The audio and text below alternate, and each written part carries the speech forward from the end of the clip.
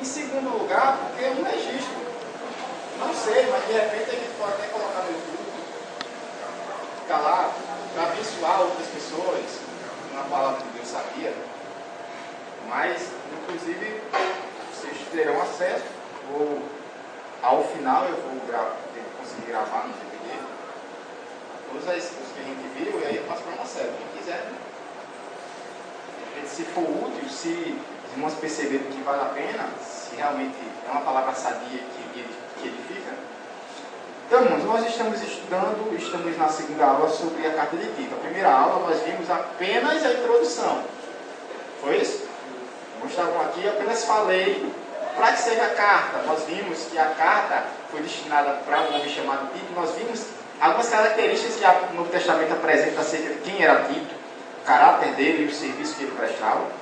E nós vimos que o problema é que a igreja que Paulo fundou na ilha de Creta, ou as igrejas nas cidades da ilha de Creta, estavam com um problema, porque elas não tinham sido organizadas por Paulo, e alguns homens se aproveitaram disso, estavam colocando ensinos errados, e também as pessoas que haviam se convertido não estavam tendo uma prática digna de um cristão.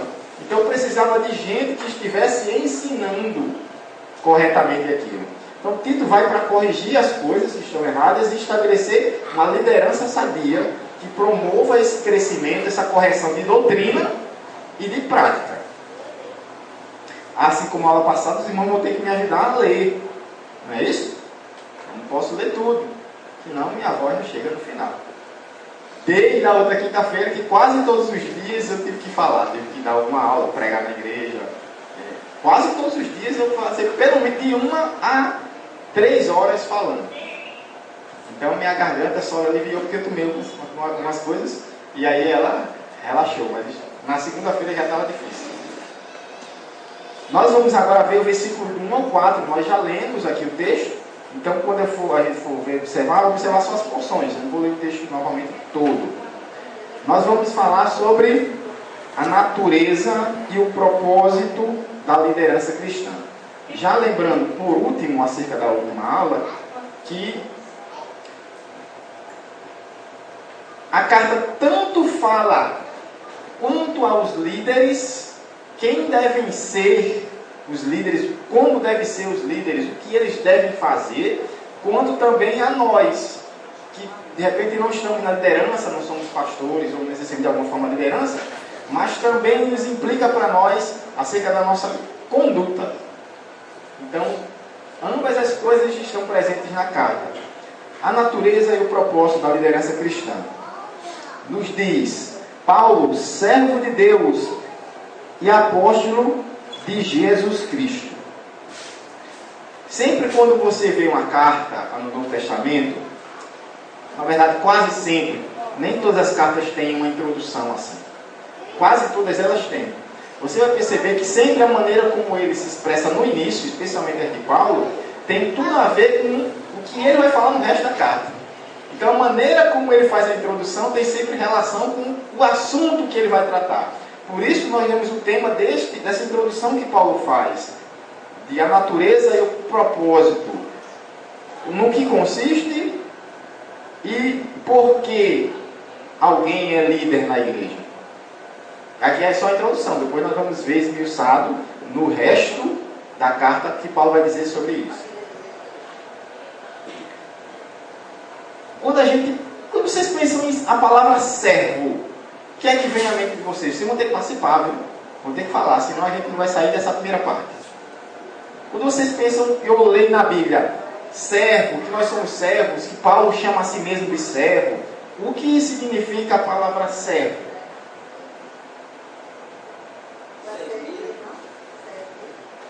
Servir, estar submisso a alguém, fazendo algo por alguém. Há uma situação pior. Existe dois sentidos. Na verdade, existe um sentido, que na verdade a palavra exata seria escravo. Só que existiam muitas classes de escravo. Por exemplo, você pode ter um escravo que é o escravo doméstico, que era responsável pelos afazeres da casa, para cuidar do bem do seu senhor. Mas também existia escravos de trabalhos forçados. Então você tem classes de servos. Mas a ideia de servo, Paulo está dizendo assim mesmo, eu sou um escravo de Cristo. Eu não tenho vontade própria. Aliás, até quero ter, mas a minha vontade está submetida à vontade dele. A minha vida pertence a Ele. Se Ele é meu Senhor, se Ele quiser, eu morro agora. Eu não posso impedir isso, porque Ele tem direito sobre mim. Nem o meu respirar pertence a mim, pertence a Ele. Os meus braços pertencem a Ele. Eu faço o que Ele ordena, o que Ele deseja. A minha boca fala o que agrada a Ele, porque se desagradar... Então a ideia é que há em primeiro sentido, a ideia que de Paulo, que nós, assim como Paulo, sermos servos, é que nós estamos submetidos totalmente a Ele. Não pode haver um pedaço da nossa vida que Cristo não tem controle, que Cristo não mande. Eu sou crente, mas meu braço é o dizer. Eu sou crente, mas não mexa comigo. Então você não é crente. Ou você é crente no sentido religioso da coisa. Pertence a uma igreja. Digo que creio, mas realmente eu estou numa relação de servo do Senhor. É diferente do patrão. O patrão, ele manda em você no sentido dos afazeres do trabalho. Mas quando termina o trabalho, você vai para casa e não tem nada a ver com a sua vida. O servo é 100% do seu dia dedicado àquele Senhor, todos os dias da sua vida. Ele nos comprou com seu sangue. Só existem duas possibilidades. Ou nós seremos escravos dele e estaremos muito bem, porque ser escravo dele é a melhor coisa que existe. Ou nós seremos escravos do nosso pecado. Não há meio termo, não há liberdade no final das contas. Ou você serve a Deus, ou você serve a esse desejo contrário à vontade dele. E nós sabemos do fim da história por ambos os caminhos. Além disso, e aí é o sentido que os comentaristas atribuem mais com certeza, de que Paulo chama-se servo no sentido de autoridade e de missão. Quer dizer, eu sou servo porque eu recebi uma missão. Eu sou uma espécie, por exemplo, de embaixador. O embaixador de um país, o embaixador do Brasil na Argentina, ele não fala o que ele pensa necessariamente. Ele não faz necessariamente o que ele deseja, mas o que o seu país ordena que ele faça. Ele está representando não a si mesmo, ele está sob ordem do seu país. Tudo o que ele faz é para o benefício do seu país e é em consonância com o que o seu país acredita, com o seu país diz. Então, quando você quebra a relação com a Argentina, por exemplo, que aconteceu com a Indonésia, lembra a história do rapaz que estava traficando e recebeu pena de morte?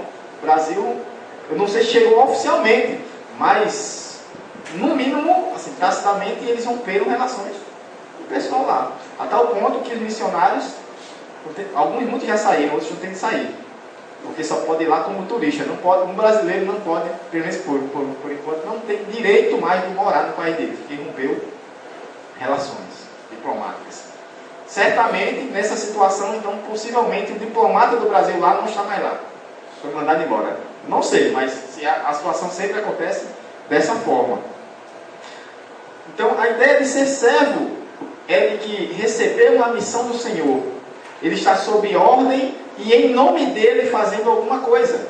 E nós vemos, por exemplo, Josué 1:2, Josué 24:29, Amós 3:7, Jeremias 7:25, sobre pessoas que eram chamadas, ou que se chamavam até, servos do Senhor. Vamos ver só esse exemplo de Josué 1:2. Apenas esse exemplo. Depois os irmãos, eu já passei, eu acho essa parte também, né, Marcelo? Eu sou e-mail. Os irmãos que tiverem desejo vão se acertar aí para pegar esse material para ou ver digital ou imprimir, certo? Os irmãos têm total liberdade. Isso aqui não tem direitos autorais, certo? Até porque muitas coisas aqui eu tive que pegar dos grandes nomes, grandes autores, e aí a gente está falando o que a gente aprendeu dos gigantes de Deus, Josué 1:2. Quem achou, irmão? Pode ler. Não tenho nem um pingo de vergonha, de medo.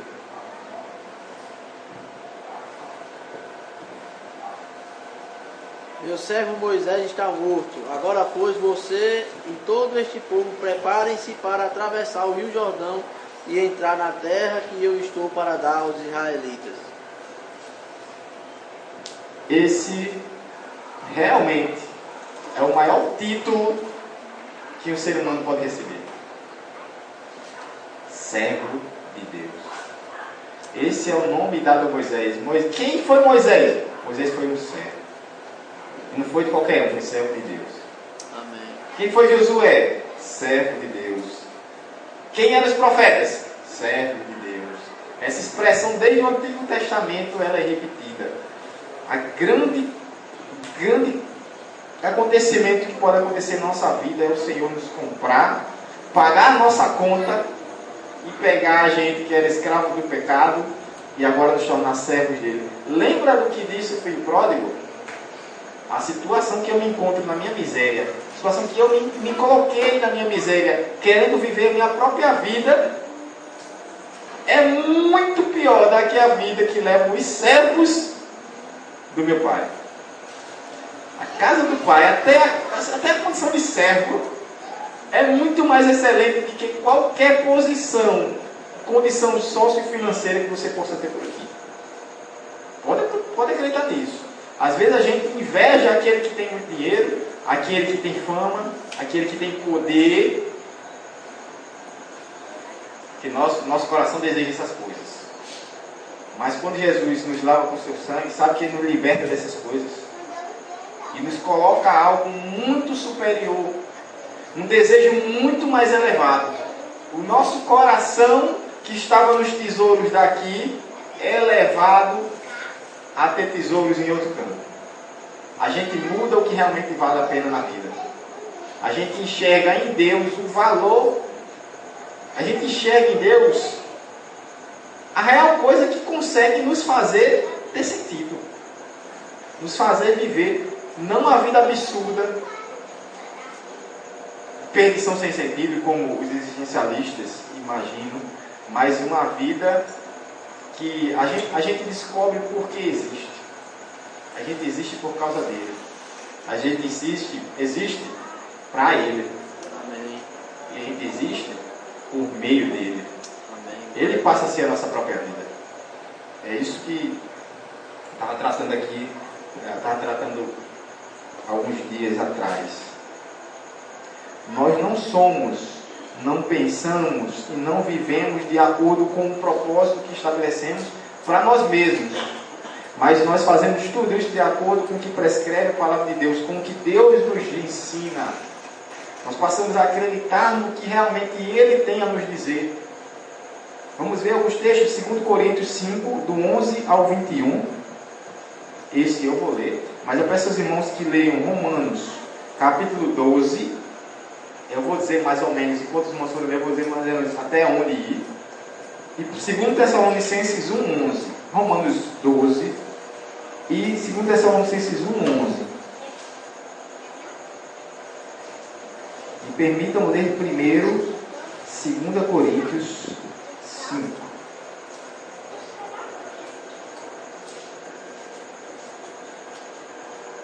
2 Coríntios 5, do 11 ao 21. Uma vez que conhecemos o temor ao Senhor,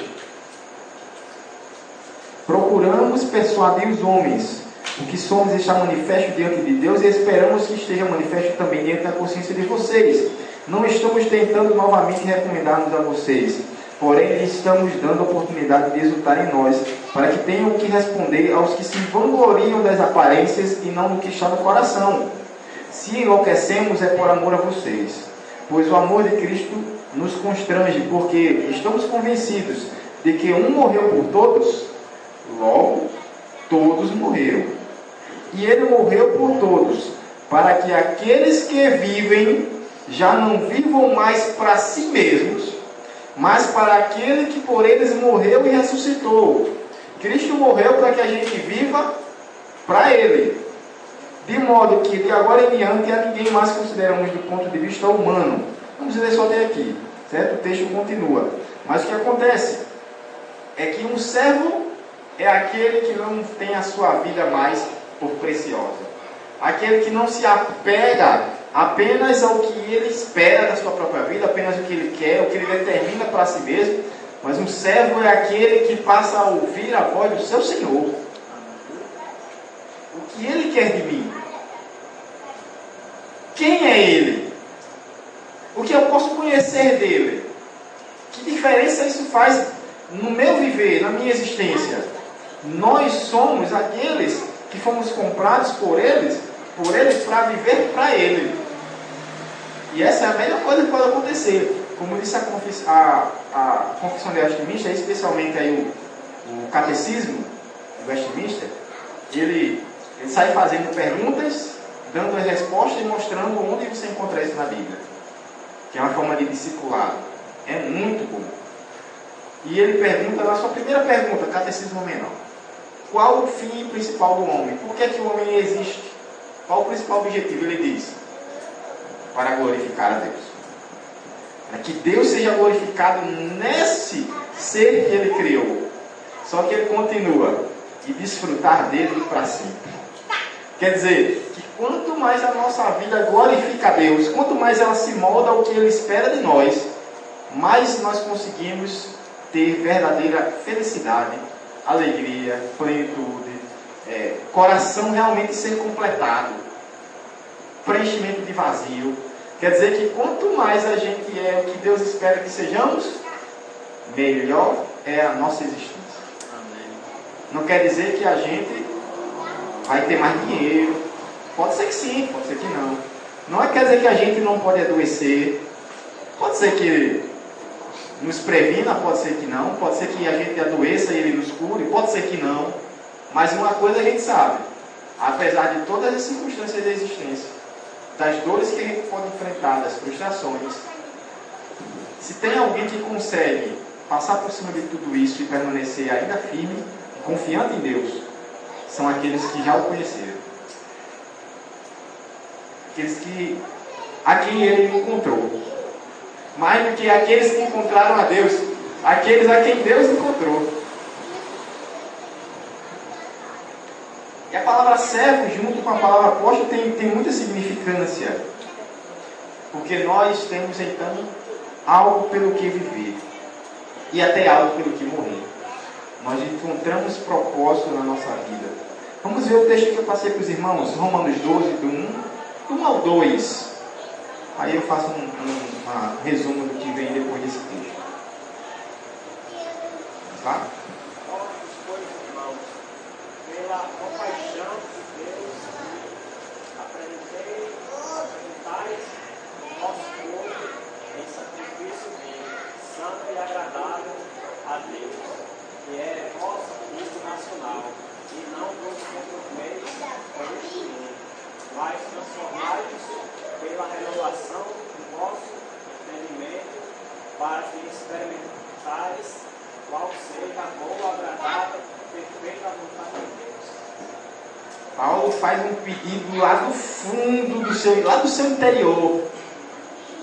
Isso denota um pedido que parte lá do fundo do seu coração. O que ele deseja aí em Romanos? Ele deseja que a gente deixe de pensar como as outras pessoas pensam. Que a gente deixe de enxergar o mundo da maneira como a gente enxergava antes de Cristo. Que a nossa mente seja transformada pelo Evangelho, a tal ponto. E aí é que vem o resto do texto. Que a gente tenha condição de realmente experimentar a bondade de Deus na nossa vida. A grandiosa graça que Ele derrama sobre nós. Sabe como é que a gente consegue experimentar isso? Segundo Romanos 1:12, aliás, que vem depois disso. No final das contas, se a gente fosse resumir isso, transformar nossa mente significa deixar de ser egoísta. Deixar de colocar as nossas causas, os nossos desejos, nossa pessoa no centro do universo. E pensar só em si, desprezando Deus e os outros. transformar-se pelo Evangelho é deixar de olhar para o próprio umbigo e começar a servir. Depois os irmãos analisam o resto de Romanos 12 que vão ver que o que significa experimentar a boa, agradável vontade de Deus. Servir aos irmãos. Servir uns aos outros. Acolher o necessitado, usar as capacidades e os recursos, inclusive os recursos, para que a gente abençoe aqueles que estão ao nosso redor. Por isso que não existe esse negócio de ser crente eu e Deus. É uma família. É eu e Deus e todos os filhos dele. Que eu tenho que reconhecê-los como irmãos. Por isso que a importância da gente ler a Bíblia, não os pedacinhos, ler a Bíblia toda. Porque realmente eu prego esse texto e faz uma pregação até bonita. Mas nunca eu ouvi alguém pregar Romanos 12 e mostrar o que é a renovação da mente. Como isso vai implicar na minha vida? Amar os irmãos como um servo. Eu acho que a gente viu esse texto, eu não sei se foi no seminário, se a gente viu o texto aqui, quando a palavra nos diz, considere ao outro como foi no seminário, como superior a si mesmo. O Antigo Testamento dizia, ame ao próximo como a si mesmo, no mesmo nível. O apóstolo João diz, é um mandamento antigo esse, mas ele é novo. Por que é novo? Porque Jesus não disse só amar o próximo como a si mesmo. Jesus disse, como superiores a si. Jesus nos diz lá, através de Paulo em Filipenses, tendo o mesmo sentimento de Cristo, descendo do pedestal. Ele do seu trono, e nós do nosso trono. Para quê? Para morrer por aqueles que o odiavam. Porque é isso que a Bíblia diz, nós éramos inimigos de Deus. E ele veio, deixou a sua glória para se tornar um de nós, sofrer todas as agonias que o ser humano sofre, ser tentado, padecer sobre Pôncio Pilatos, como diz o credo, e morrer. Esse é o sentimento que tem que estar no coração de cada crente pelo seu irmão. E a gente tem o Espírito Santo que nos capacita a ser isso. Nós somos um coração tão duro que até com o Espírito Santo em nós, a gente não quer permitir que ele faça a gente amar desse jeito. Por isso que Paulo ora lá em Efésios, capítulo 3, Paulo ora para que Cristo realmente se torne real dono do nosso coração. Para que ele tenha acesso a todos os cômodos da casa e possa fazer o que bem entender. Que Cristo habite como dono do vosso coração. Paulo vai dizer, eu oro de joelhos, quer dizer, uma oração profunda. Ele está rogando a Deus para que o nosso coração seja quebrado. Jesus faça realmente a gente amar da mesma forma que ele nos ama. Por isso Paulo diz, eu sou servo de Deus. Mas ser servo de Deus implicará em ser servo dos irmãos. Ninguém é servo de Deus se não quer servir o seu irmão. Ninguém. Por isso Jesus vai dar o exemplo. Ele vai e como um servo, como um escravo doméstico, vai, se ajoelha, pega a bacia com água, a toalha e sai lavando os pés. Porque naquela época os pés chegavam todos empoeirados, né? Você chegava lá todo sujo da poeira das ruas. E aí, quando você era acolhido, uma maneira de você que tinha escravos acolher bem era lavar os pés. A dona de casa devia gostar muito disso, né? Para não sujar. Tira o chinelo, menino! É mais ou menos isso. Então, ser bem acolhido. Você já teve a experiência de chegar na casa de alguém e a pessoa, poxa, lhe tratar como se fosse o próprio filho dele. Você está na melhor cadeira, dá uma refeição quentinha naquela noite de frio. Você ser tão bem acolhido. Irmãos, é isso que a gente Deus cobra de nós, que a gente tem esse mesmo amor. Nós somos, de certa forma, apóstolos. Não como alguns querem reavivar os apóstolos, né? Para terem o poder sobre as pessoas, sobre novas revelações. Ele diz o que tem que crer, ele diz o que tem que fazer, ele começa a dominar as pessoas. Não é esse tipo de apóstolo aí que eles querem ser, não. Apóstolo apenas no sentido da palavra, quer dizer, enviados. Homens e mulheres com uma missão de Deus. Com uma missão de Deus. Amar a todos. E há muitas maneiras de amar. Comunicando o Evangelho para os que ainda estão perdidos e edificando a igreja na comunhão dos santos. Glória a Deus. A comunhão tem que ser a comunhão dos santos. Todo mundo se junta no estádio de futebol para torcer por aquele time com um propósito, cantando as mesmas canções, aquela vibração. Quando termina, cada um vai para sua casa. A igreja não pode ser estádio de futebol. Todo mundo se reúne, chega aqui, canta algumas canções, igual no estádio, tem alguns gritos de guerra, algumas palavras de incentivo, às vezes abrindo a Bíblia, às vezes nem isso, e quando termina, cada um vai para suas casas. Aí no próximo domingo a gente se junta de novo. Igreja é comunhão, estar junto, comer do mesmo pão, compartilhar dos sofrimentos, compartilhar das alegrias. Sabe que eu fico pensando, irmãos, que inclusive vocês estão falando tanto que os irmãos estão me vendo falando tanto que estão com algum medo de falar alguma coisa. Irmão, me interrompa, acrescente, pergunta, certo? É uma aula, uma pregação. Embora às vezes eu me deixe empolgar, assim, eu vejo que estou pregando. Os irmãos, a qualquer momento, por qualquer coisa, levanta a mão, certo? Interrompa, acrescente. Não tenha medo, de repente, se isso é uma besteira. Vamos ver depois se é besteira. Fale, não é? Os pentecostais gostam de citar esse versículo, não é? Abre a tua boca que eu te encherei. Pronto. O Senhor vai encher a sua boca nessa noite. Certo? Aqui não é chá de futebol. Assim, quer dizer, às vezes até acontece da gente compartilhar o sofrimento do outro, oferecer o ombro para o outro chorar. Às vezes a gente não tem nenhuma palavra que dizer naquele momento. Você reparou de novo? Quantas vezes a gente passa por isso na vida, né? Ver pessoas próximas a nós que o Senhor leva, e aí você quer dizer alguma coisa para aquela pessoa, mas você percebe que é melhor ficar calado e apenas chorar junto. Às vezes é melhor não dizer nada. Mas talvez a maior dificuldade seja em se alegrar na alegria do outro. Porque às vezes o outro recebe a bênção que você queria. E a inveja. Isso é para ser meu, irmão. Cara, como é que pode estar namorando ela? Era meu, você está namorando, não posso me dar ele. Pessoa que eu amo. E aí você, na verdade, talvez o seu amor, você começa a perceber, quem sabe isso é um agir de Deus. Você começa a perceber que, na verdade, esse seu dito amor, na verdade, era que você queria que ele fosse a sua posse. Se alegrar com a bênção do outro, às vezes é mais difícil do que ele chorar com a tristeza do outro. Porque a gente tem esse negócio. O eu ainda tem que ser meu.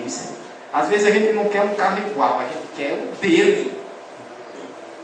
E aí começa as guerras e divisões. Tiago, ele fala isso na sua carta. Onde é que vem esse monte de confusão que está na igreja? Como é esses desejos egoístas que vocês têm nos corações?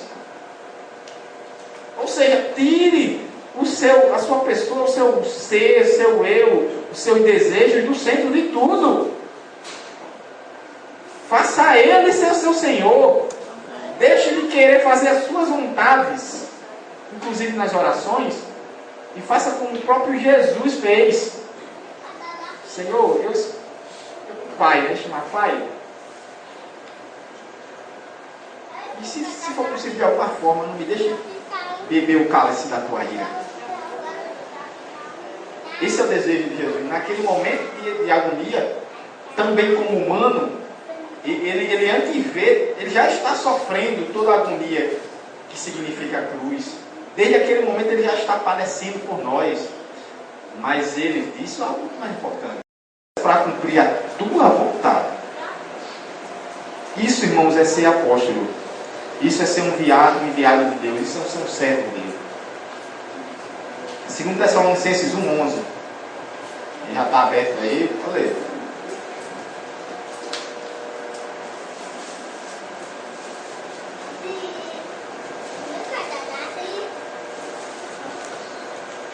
Vou dizer, irmão, já deixa pronto, porque a gente não perde tanto tempo. 2 Tessalonicenses 1:11. Porque também rogamos sempre convosco, para que o nosso Deus nos faça digno da sua vocação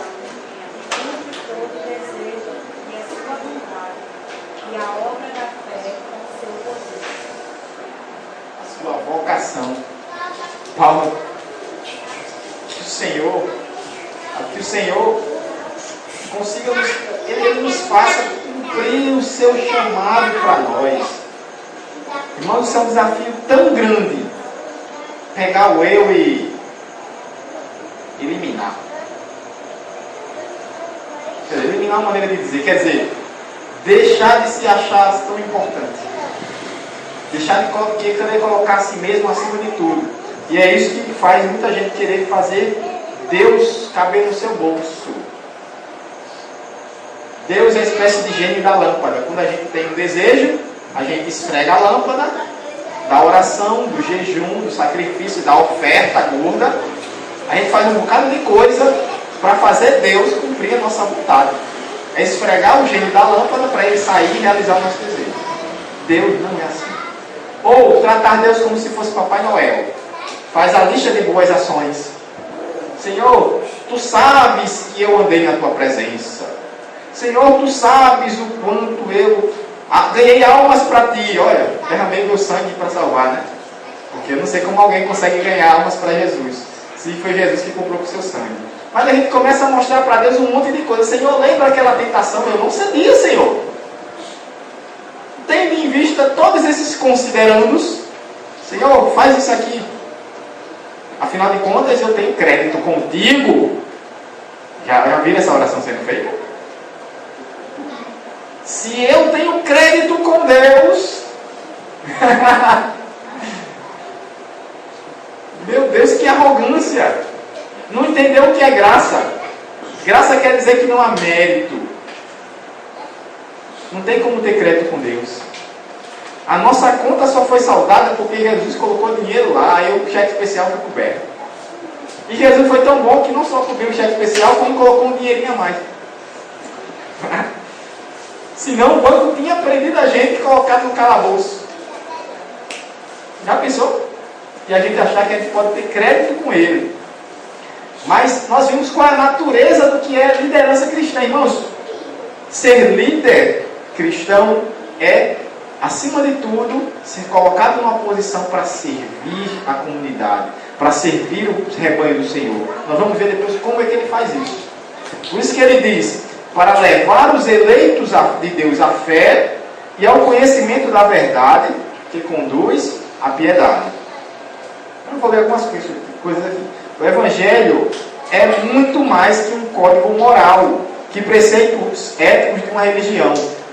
Existe igreja, eu não sei se ainda, aqui eu estou pensando se é ainda hoje, mas já foi pelo menos, que você levantava a sua mão, teoricamente se convertia, e o cara lhe dava lá, desculpe a expressão, o pastor, não sei se ele é pastor, mas tem esse tipo.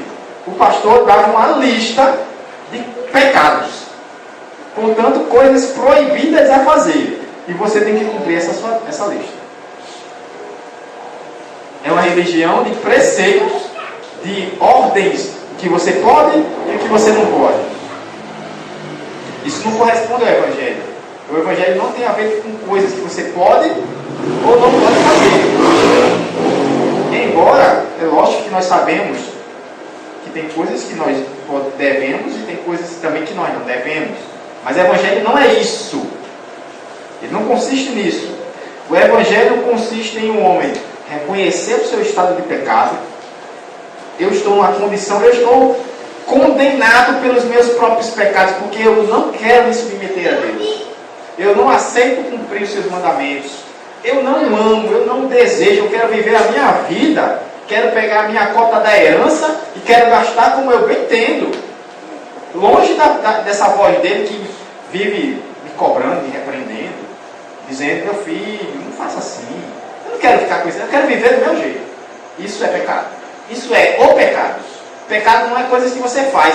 Pecado é o estado do seu coração de rebelião para com Deus, que se manifesta em ações, em omissões, em palavras. Quando a gente reconhece isso, eu acredito que isso é uma operação de Deus no nosso coração. Quando Ele vem até nós e abre nossos olhos e nos faz entender, como diz a ação do Espírito Santo, nos convencer da justiça, portanto que nós somos injustos, nos convencer também do juízo de Deus, que a gente está no estado de condenação, porque nós nos rebelamos contra ele e ele diz: tudo bem, meu filho, você quer viver essa vida? Vai. Paulo diz que é assim.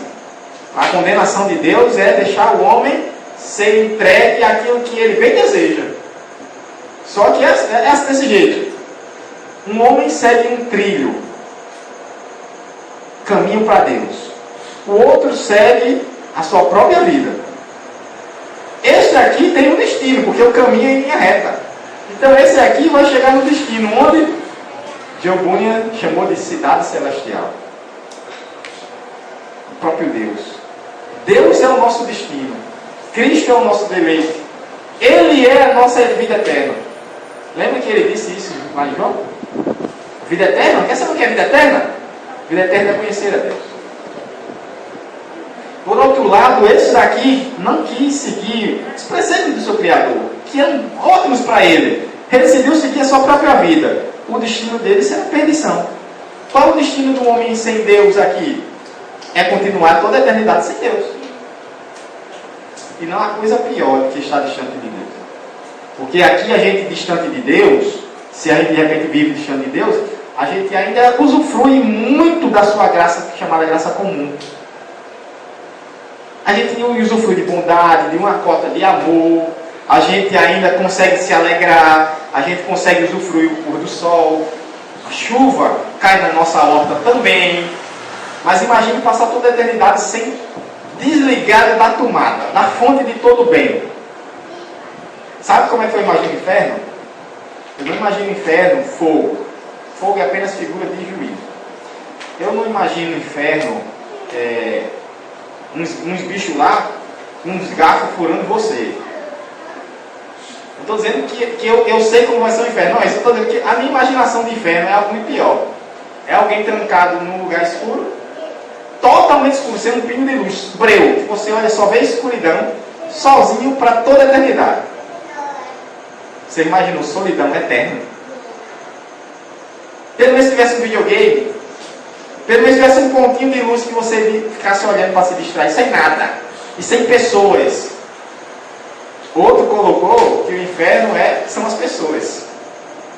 Ou seja, o pior inferno para ele era num lugar trancado para sempre, cheio de gente atazanando a sua vida. Eu acho que o inferno, muito pior, é num lugar trancado para sempre, sem ninguém. E sem nenhum pingo da graça de Deus derramado para você. Sem um pingo de satisfação. Um vazio eterno. E você não pode se matar. Não tem escapatória. Sabe o que é para sempre? Quer dizer que nunca haverá uma solução para você. Porque Deus é ruim, porque Ele é mau, de colocar alguém na situação dessa, não. Porque foi uma escolha que a pessoa fez na vida dela, viver sem Deus. Ele apenas vai continuar vivendo sem Deus. Só que agora totalmente sem Deus. Eu estou dizendo que vai ser assim, perceba. Estou dizendo que eu não consigo imaginar cena pior do que essa. Deus é o nosso deleite, Deus é a nossa satisfação. O Evangelho consiste em reconhecer esse nosso estado de rebelião para com Deus, nos arrepender dele. Eu não quero continuar assim. Deus não é digno dessa minha vida. E eu estou pensando em Deus e pensando em mim, esse não é um bom caminho. E aí eu enxergo a cruz. Enxergo que ele poderia ter simplesmente pego Adão, Eva ou eu e transformado em poeira. Ou condenado instantaneamente. Ao invés disso, ele resolveu se fazer homem e ir para a cruz. Como é que eu posso desprezar e cuspir no amor dele?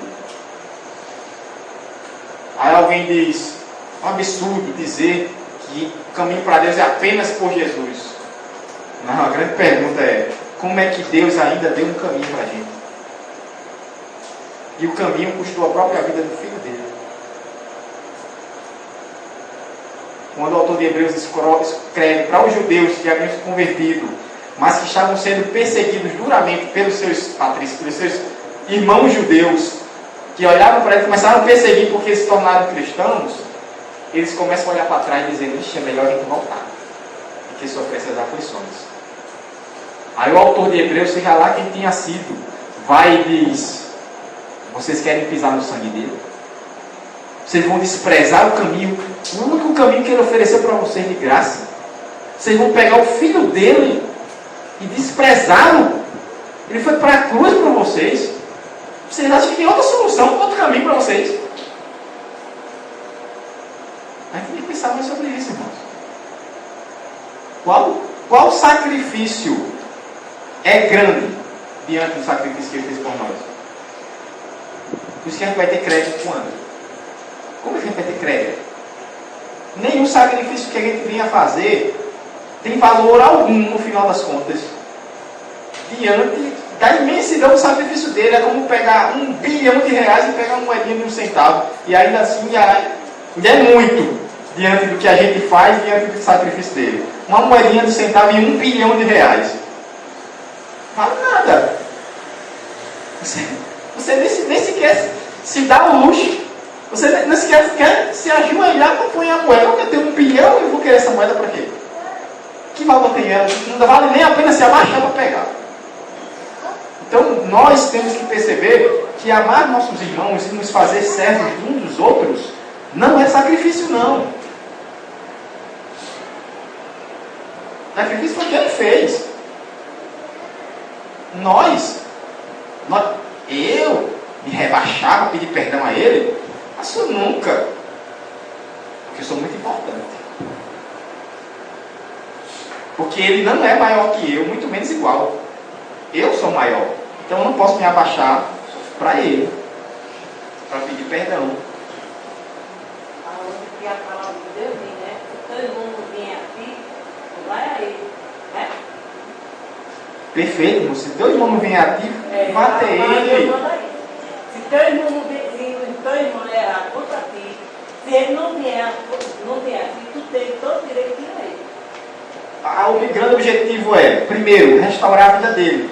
Porque se ele cometeu esse erro, esse pecado, de repente seu coração está duro, você não quer que ele siga esse caminho. Não é para tomar satisfação para ir até ele. Não é? Não é satisfação. Não é nem tanto pedir perdão, porque o pecado foi dele. Mas é primeiro, para que ele mude o seu caminho, para o bem dele mesmo. E segundo, para a gente reatar o laço de irmão. A gente não ficar brigado. Isso não é coisa de crente. Lá no céu não tem. Não entra em iniquidade, não deveria entrar em iniquidade aqui também. Essa casa é uma casa de pessoas que são pecadoras. Isto é, ela ainda tem o pecado dentro de si, ainda está lá esses desejos. Elas são pecadoras porque elas continuam cometendo pecado, mas elas não devem viver como pecadores, deixando o pecado se tornar dono delas. Este lugar é o lugar de pecadores, que reconheceram que são pecadores. E por isso mesmo foram para os pés da cruz suplicar a misericórdia de Deus. E eles se voltam para o Redentor, para aquele que pagou o preço por eles, clamando por misericórdia. Irmãos, esse é o sentimento que a gente deve ter, reconciliar-se com Deus. E reconciliar-se com Deus nos leva a reconciliar-nos uns com os outros. 2 Coríntios, aqui os textos a gente não vai ler, nosso tempo aqui não é tão grande, mas vocês vão ter a oportunidade de ler. Quem tiver de repente anotando alguma coisa, eu vou citar os versículos. 2 Coríntios 5, 17 a 21, Romanos 5, do 9 ao 11, e Colossenses 1, 19 a 23. Seguindo, arrependimento e fé são o binômio da conversão. O que é se converter? Se arrepender do seu pecado e crer em Cristo como aquele que muda a sua situação de pecado, que reconcilia com Deus.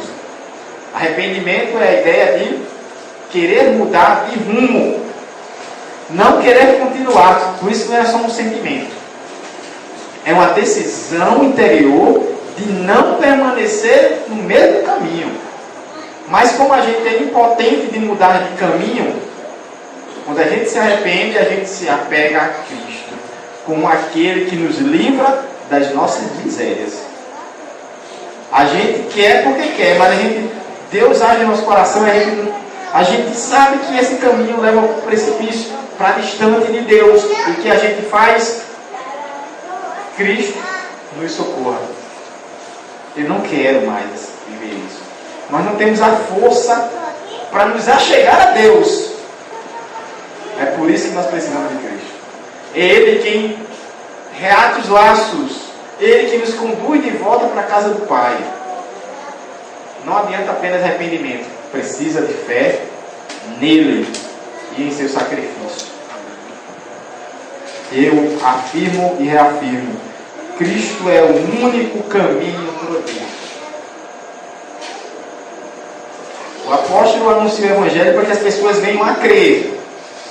Ou seja, o propósito do líder cristão, e de certa forma de todo cristão, é anunciar o Evangelho para aqueles que ainda não creram.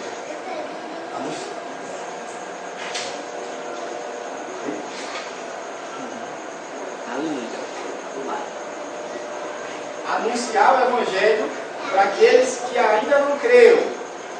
Mas não é apenas anunciar o Evangelho para os que não creram. Aqueles que creem precisam ser edificados. Eles precisam crescer. Eles precisam amadurecer. Eles precisam conhecer e continuar conhecendo o Senhor. Receba. Por isso, está ouvindo, diz o seguinte. Quando ele pega esse texto.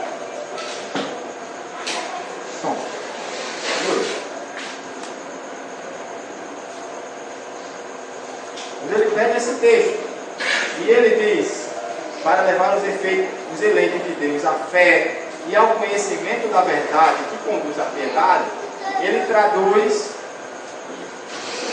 um pouco diferente. Ou melhor, ele tem uma interpretação, uma tradução um bocadinho diferente. Quando ele diz, levar os eleitos à fé, isto é, ao conhecimento da verdade. Ele afirma que o conhecimento da verdade explica ou mostra qual é a essência da fé. Isto é, o conhecimento da verdade. A nossa espiritualidade, aquilo que a gente crê, não pode, de forma alguma, ter uma base que não seja sólida. Nós precisamos construir a nossa casa de fé.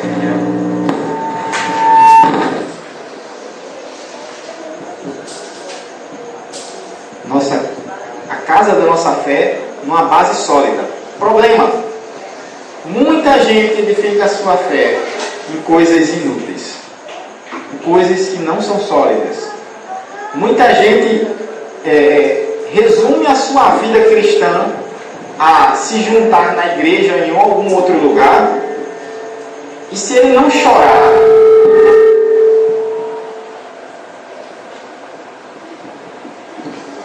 se ele não tiver um arrepio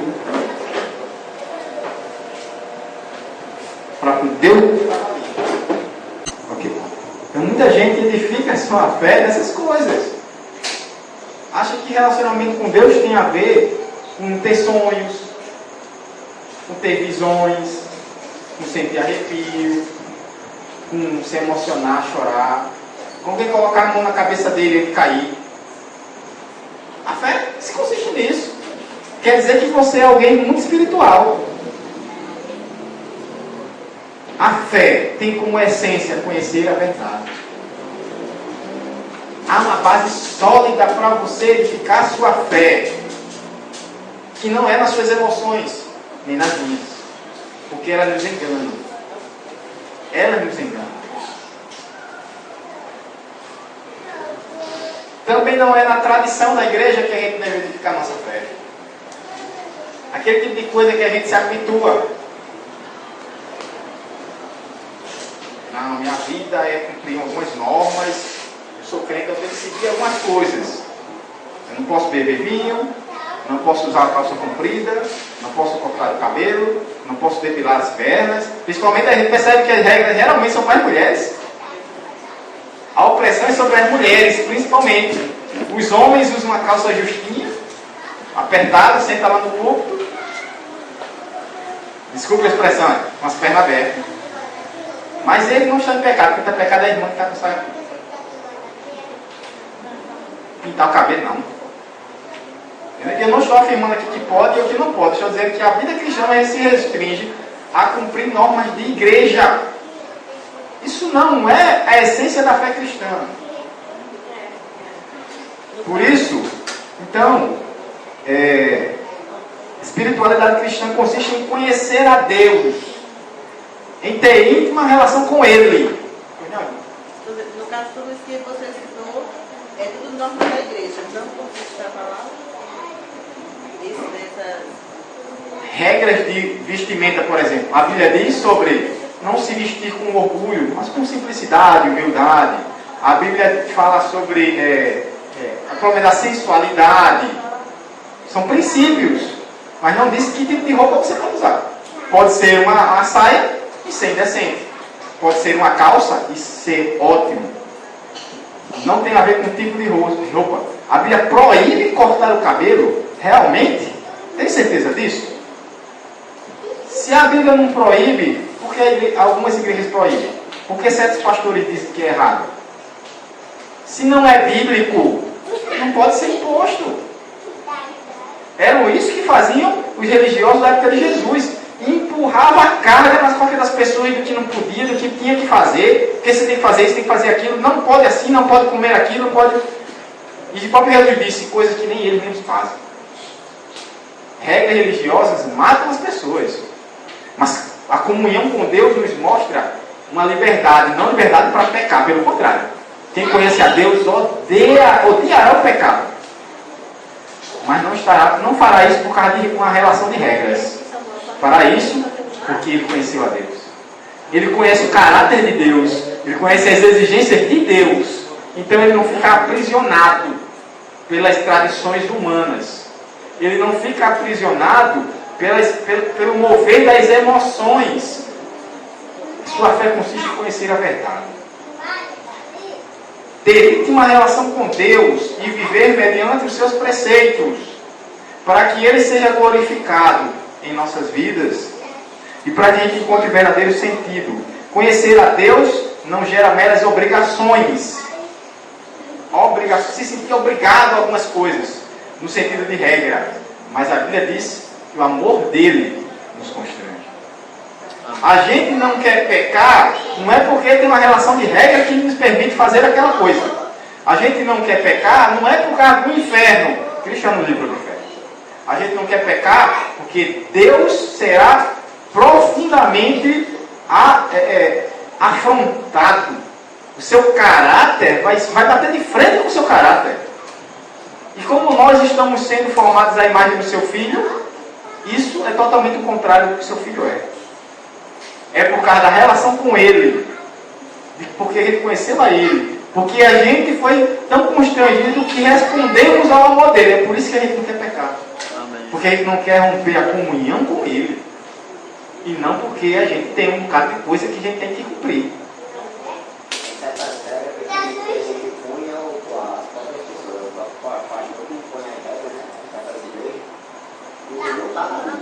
Pois é, não tem preceito, não é preceito bíblico. Porque Jesus fala exatamente sobre isso, ele condenou isso. Por exemplo, Jesus só diz, agora, me permita, eu vou cortar essa parte que eu ia dizer, mas, por outro lado, lembre isso. O Antigo Testamento dizia, você tem que amar o seu próximo como assim. Jesus foi tão mais profundo e disse, não é como assim. Você olha o Novo Testamento e ele implica para nós amar do mesmo jeito que Cristo amou, sacrificando a própria vida. Isso é muito mais sério. Isso é muito mais sacrificial do que amar a si mesmo. Muito mais. Considerar o outro superior a si mesmo é muito mais do que igual a si.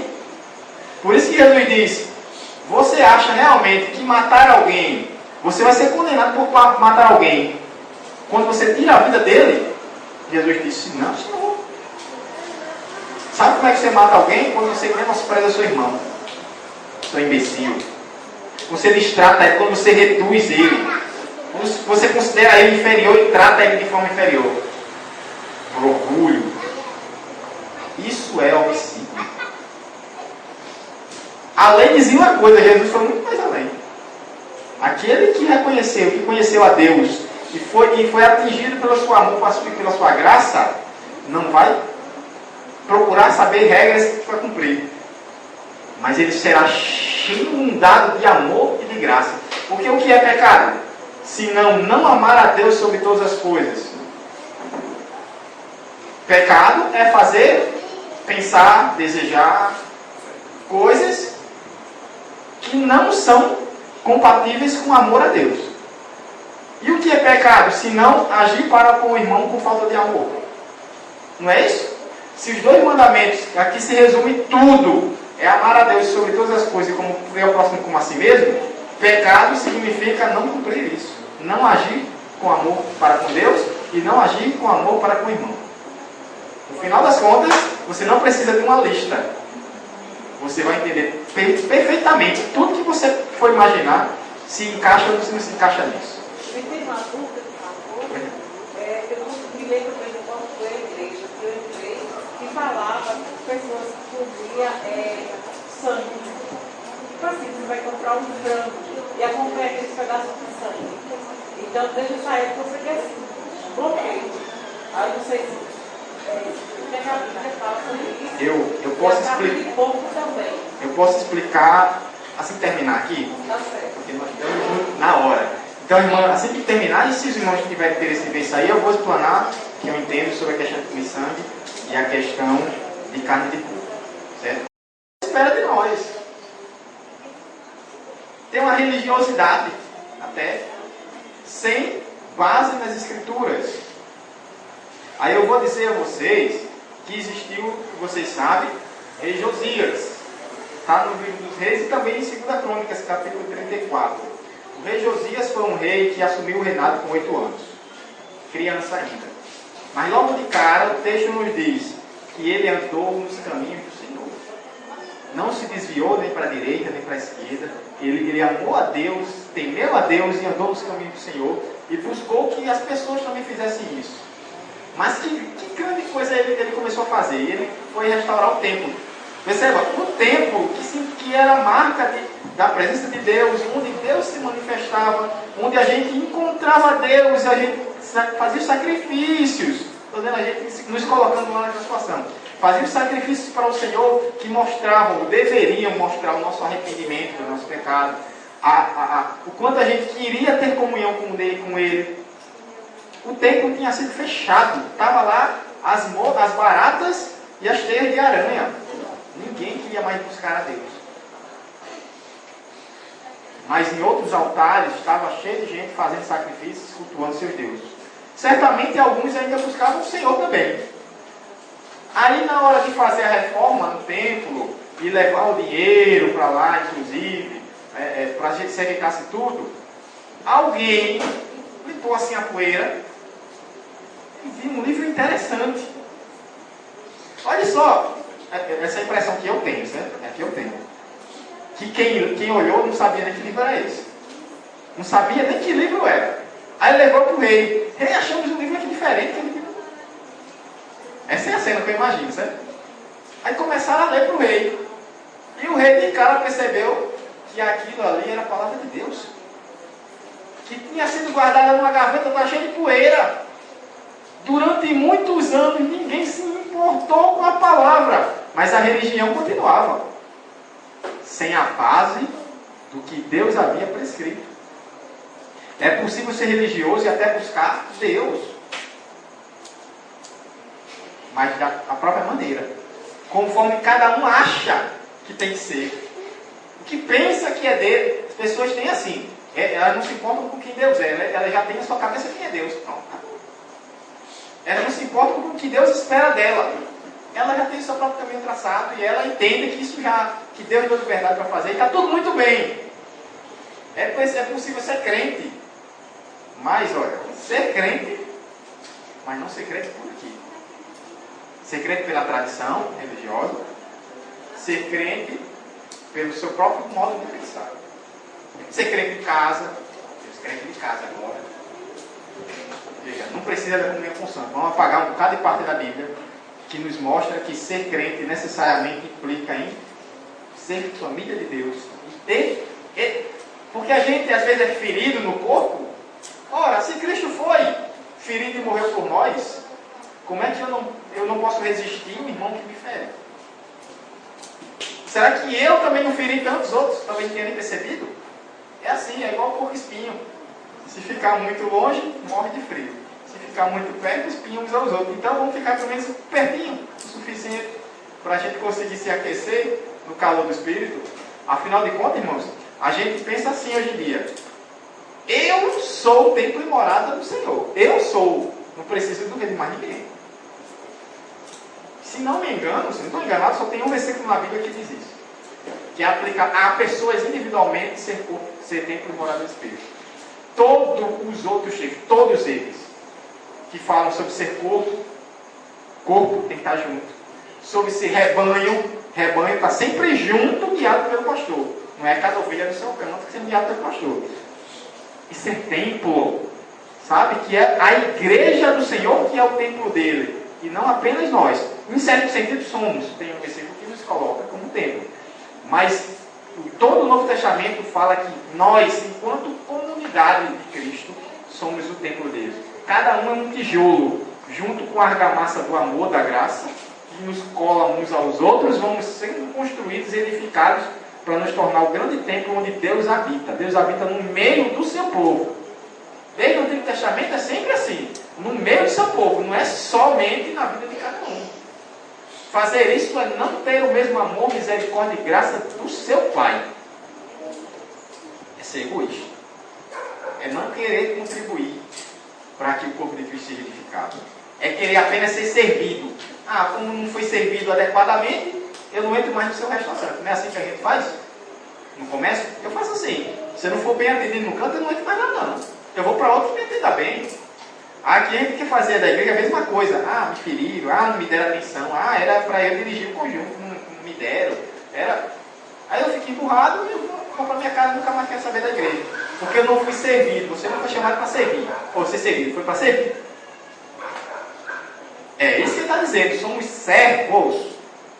Como somos servos dele, somos servos de todos os filhos dele. Esse não é o sentimento de Cristo.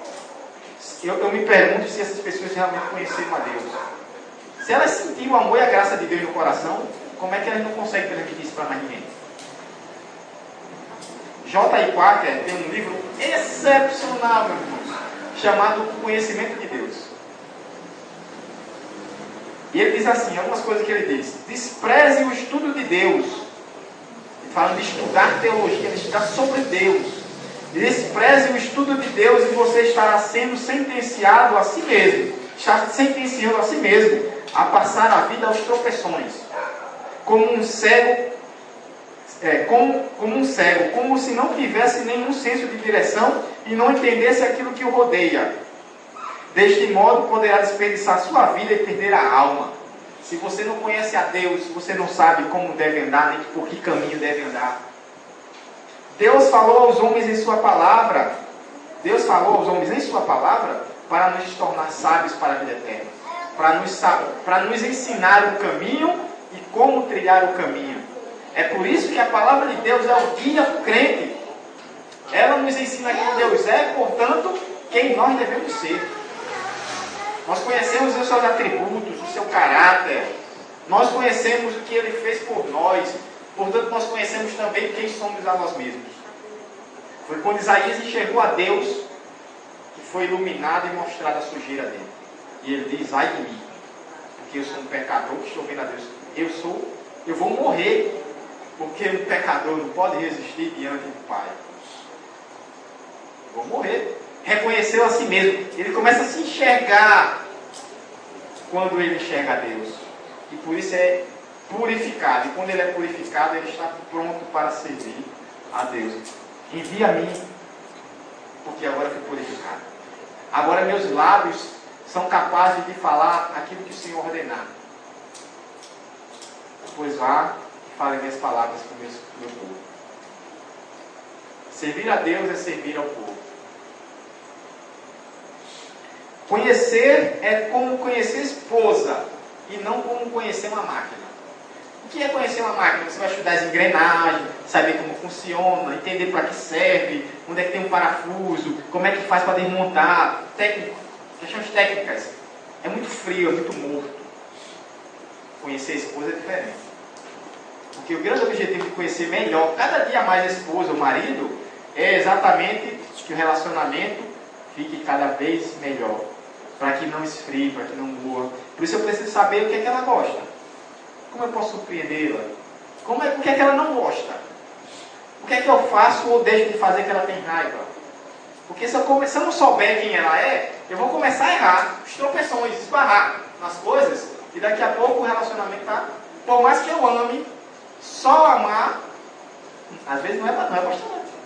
Eu preciso amar, mas saber conduzir a maneira de que a comunhão não se rompa, para não esfriar o amor. Assim é com Deus. A gente precisa conhecer a Deus bastante, precisa estudar a sua palavra profundamente, para que a gente conheça Ele cada dia mais. E conhecendo mais, a gente tem um relacionamento cada vez melhor com Ele. Amém. Estamos já chegando no final. Conhecer por amor e fazer esse amor cada vez mais forte. Por isso que o salmista, vamos ler, é o último texto que eu quero que vamos ler, o Salmo, capítulo não, né? Salmo não tem capítulo. Às vezes a gente faz por já se tornar automático. Salmo 119, os 2 primeiros versículos. Qual o grande desejo do salmista? Enquanto os irmãos acham, eu vou seguindo. Esta é a vida eterna, que te conheçam, o único Deus verdadeiro, e a Jesus Cristo a quem enviaste. Isso é vida eterna. Salmo 119, os 2 primeiros versículos. Bem-aventurados ao seguir caminho reto e andam no nada do Senhor. Bem-aventurados os que guardam os seus testemunhos e buscam de todo o coração. Bem-aventurado, alguém já disse que uma melhor tradução de que feliz é a pessoa que está no caminho certo. Está bem-aventurado, está num bom caminho. Está seguindo o caminho certo. Aquele que busca ao Senhor de forma a conhecê-lo. Por que conhecê-lo? Conhecê-lo para conhecer os seus preceitos, para ter condição de andar nos seus caminhos, para ter comunhão com Ele. O grande desejo do coração, na verdade, é Deus. E quando a gente se achega a Deus, a nossa vida é completamente transformada para andar conforme o seu filho andou. É isso que João diz na sua primeira carta. Que aqueles que são de Deus andam como o seu filho andou. Assim diz o Senhor, Jeremias 9, versículo 23 e 24. Assim diz o Senhor, não se glorie o sábio em sua sabedoria, nem se glorie o forte em sua força, nem se glorie o rico em sua riqueza. Mas quem se gloriar, quem quiser se regozijar de algo, faça isso. Glorie-se em compreender e conhecer a mim, diz o Senhor.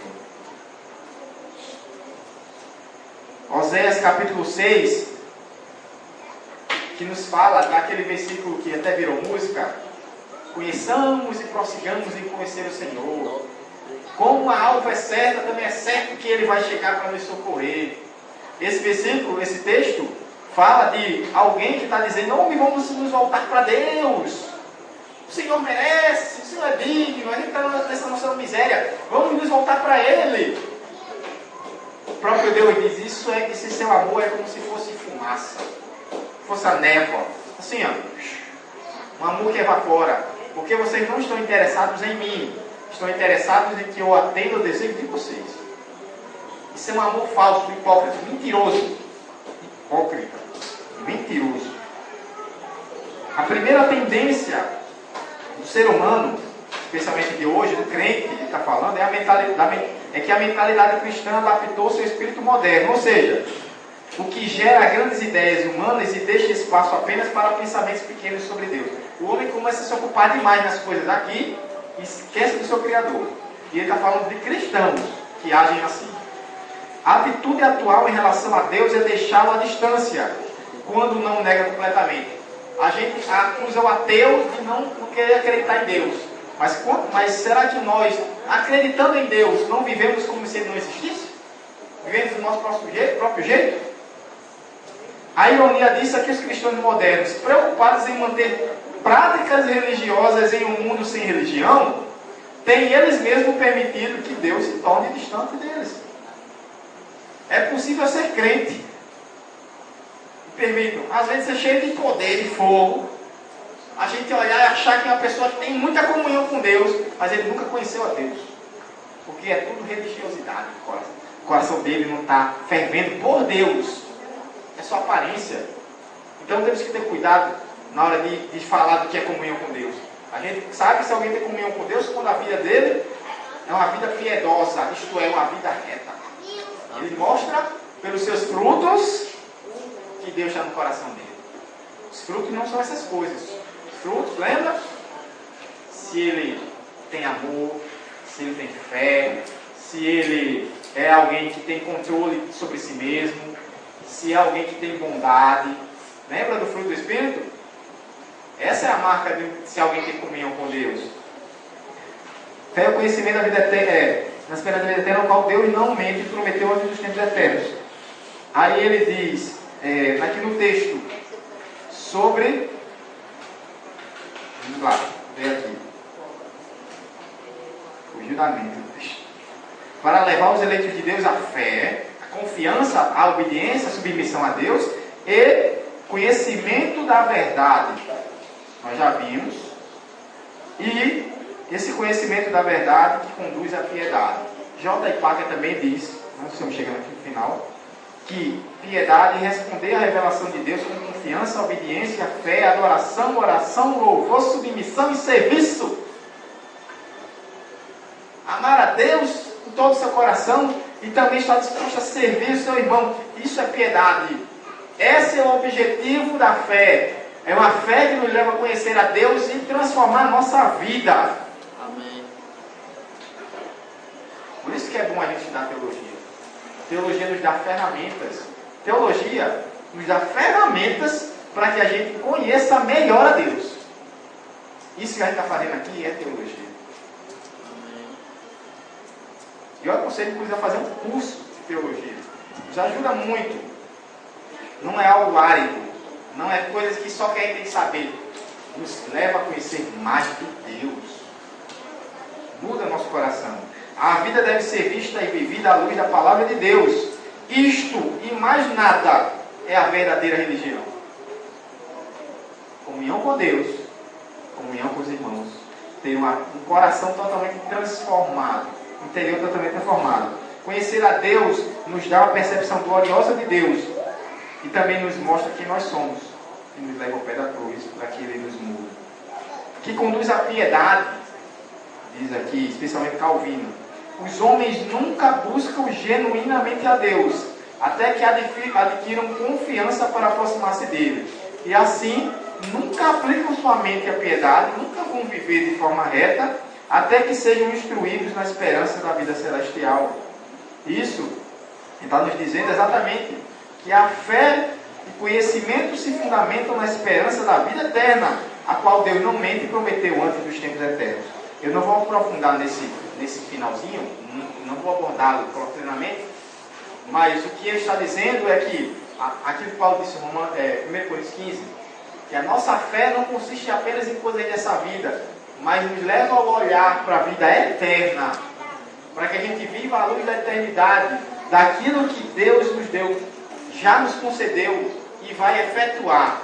Quando Cristo vier, Ele vai mudar a nossa situação, nós seremos isentos até da presença do pecado, nós seremos transformados, nós poderemos refletir a glória dele de forma plena, como Ele esperava, e nós vamos desfrutar dele por toda a eternidade. É por isso que a nossa fé tem que ter força e energia. Porque a gente está trilhando igual o peregrino da história lá de Bunyan, cheio de coisas difíceis, de obstáculos. Obstáculos que o mundo coloca, obstáculos que o diabo coloca, e obstáculos que o nosso coração coloca. E a gente está enfrentando tudo isso, porque nós temos um destino certo. Cidade celestial. Onde está presente o nosso Deus, e nós vamos poder desfrutar dele para sempre. Por isso que aí eu posso dizer que Paulo coloca isso aqui como um energizante, para nos dar ânimo, Não desista. Olhe para frente. Olhe o fim das coisas. Seja fortalecido. Ainda que o homem exterior, nosso corpo, adoeça, envelheça, sofra literalmente como ele levou chicotadas para abandonar o caminho. Por que ele não abandonou? Porque ele disse, ainda que esse homem exterior sofra, por dentro, nosso interior se renova de força. Quando a gente olha o fim do caminho, é igual para encerrar aquela corredora. Lembra? Não lembro o ano, mas que ela chega toda. Ela não ganhou aquela corrida. Saiba disso, ela não foi campeã. Mas ninguém sabe quem ganhou. Só lembra dela. Por quê? Porque ela foi muito além das suas condições físicas. Eu tenho ideia que ela já deve ter pensado em desistir muitas vezes, mas quando ela começou a lembrar que ela precisava também chegar, e ela disse depois, quando alguém perguntou, por que você não desistiu? Você podia ter morrido, ela disse. Porque já estava, se não me engano, ela disse, estava com 39 anos. Nunca mais na vida eu vou poder participar, não vou ter mais condição física, idade, de participar novamente desses jogos. Era a minha última chance. Eu não podia desistir. Eu podia não ganhar, mas eu tinha que chegar. E a gente reconhece o valor dela, exatamente porque ela foi além das suas forças para acusar a luta de chegada. Tenha certeza que o Espírito está em você, está lhe dando força todo dia, que você não desista da fé.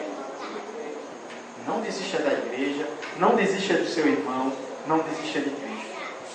Vá com força, irmão. Vai nessa tua força, varão, varoa, valoroso, valorosa. Porque eu sou contigo. Deus começa assim falando para Josué. Moisés morreu e agora é a tua vez de pegar no cajado, amigo. Vai ser difícil. Vai ser muito difícil. Mas não tenha medo. Tenha medo não. Por que eu não vou ter medo, Senhor? O povo é rebelde. Os inimigos são fortes. Só tem um motivo. Eu estou contigo.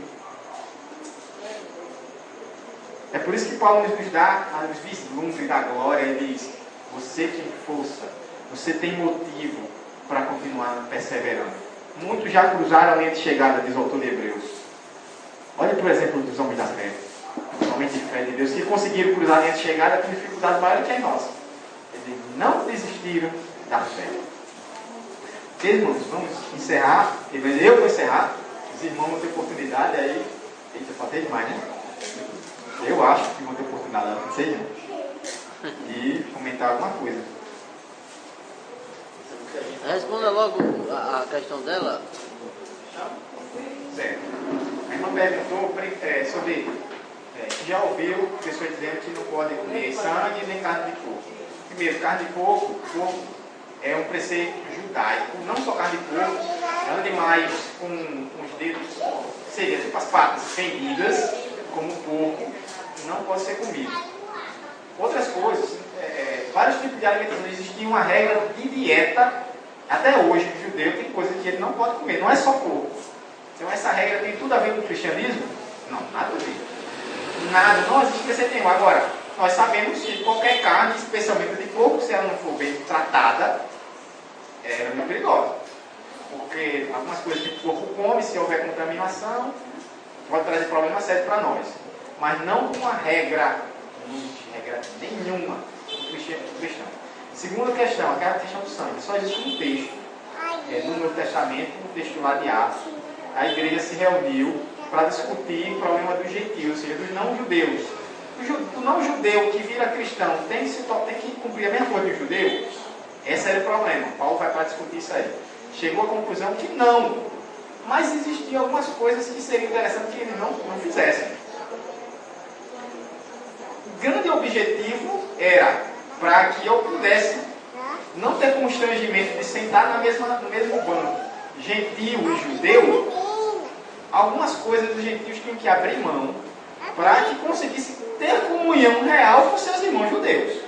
Esse é o objetivo, não por causa da regra espiritual, de pecado. Não é pecado o problema. Pecado o problema é comunhão. Nós precisamos nos abster de coisas. Às vezes, por exemplo, você acha que beber água em copo de plástico é pecado. Você tem certeza disso? Aí eu não. Pecado beber água em copo de plástico. Mas na sua consciência é. Então eu vou agora pegar só de manhã, eu vou copo de plástico e beber na sua frente. Que problema isso não vai trazer? Embora não seja, para a comunhão ser mantida, eu me abstenho de coisas. Eu, de repente, eu não falo de coisas, não, isso não é pecado. Tem questões que eu não julgo pecado, mas que eu sei que boa parte dos meus irmãos julgam ser. Eu nunca vou dizer a ele, a menos que ele pergunte, eu nunca vou chegar aqui, pregar, dizendo que não é. Ou, posso fazer isso numa conversa, num momento. Ou, fazer na frente dele, porque isso vai gerar atrito. Ele vai escandalizar, meu irmão. Então, por causa disso, alguns preceitos foram colocados, inclusive comer sangue. Mas, inclusive, tem outro problema aí. O que significa não comer sangue? Isso aí é um problema do texto. Porque alguns defendem, por exemplo, que ele está falando da carne sufocada. Isto é, antigamente não tinha muito negócio de sal. Eles sabiam que sal preservava, mas você ter acesso ao sal era difícil. Como é que você podia matar um bicho, por exemplo, e a carne não apodrecer? Eles pegavam o animal vivo, amarravam e ia tirando aos poucos ele vivo, a carne. Isso trazia sofrimento para o animal. E tirando as tiras de carne e o animal vivo, para que ele, enquanto vivo, a carne dele não apodrecesse. Alguns, por exemplo, defendem que o que está dizendo desse tipo é não ter essa prática. Outros dizem não, é sangue mesmo. Porque os judeus julgavam isso algo repugnante e pecado, inclusive, os gentios não deveriam comer sangue. Mas, independentemente do que você aplique à questão do sangue, o problema não é porque seja pecado, mas porque não podia escandalizar, a igreja não podia se dividir por causa de uma questão dessa. Certo? Aí você pergunta, você come sangue? Eu não tenho problema com comer sangue. Eu não como assim, né, se eu não souber a origem. Pois é. Então, às vezes, Ju coloca esse negócio com interpretação bíblica errada e coloca uma regra que impede você de fazer algo que não é pecado. Não é pecado, gente. Tanto não é pecado que, olhe todos os exemplos de pecado que você vê no Novo Testamento. Isso não passa nem longe da lista. Isso era um problema daquele povo, daquela igreja, daquela época. Agora eu vou dizer a você, coma também. Você come. Mas tem que ter cuidado, não é só com sangue. É com carne, com ovo. Um ovo mal passado pode gerar salmonela. Você pode pegar salmonela, isso é horrível. Era um problema. Então todo alimento tem que ser bem cuidado. Isso a gente tem que saber, mas não porque é pecado, porque é questão de preservação. Ok?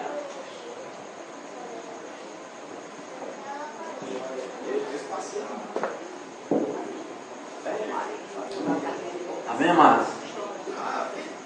15 dias atrás eu fiz informação da casa. Olha aí. Oh, que maravilha.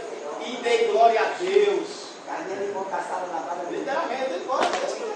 Amém, amados? É uma bênção, né? Esse aprendizado.